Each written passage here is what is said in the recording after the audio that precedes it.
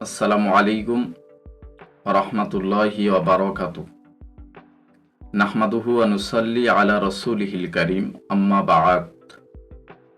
প্রতিবারের মতো আজকের আপনাদের সম্মুখে এসেছি বিশ্ব নবীর এক আশ্চর্য মুআজ্জিজার ঘটনা উপস্থাপন করব।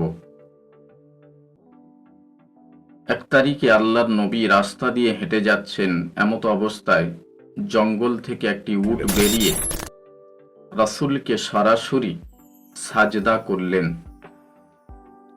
উপস্থিত সাহাবাই কেরামরা অবাক হয়ে বললেন, ইয়া রাসূল আল্লাহ, ইয়া হাবিব আল্লাহ, জঙ্গলের উট আপনাকে সাজদা করছে।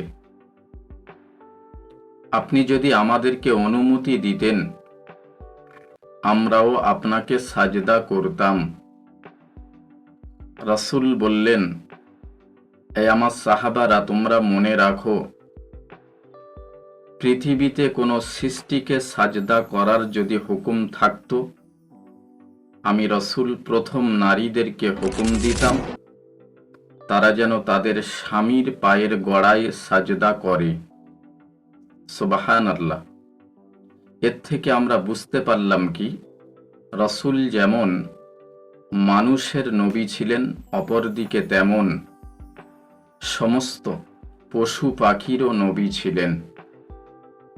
আল্লাহ পাক আমাদের সকলকে রাসূল সম্পর্কে সঠিক বোঝার তৌফিক ইনায়েত করুন। আমরা বলি আমিন।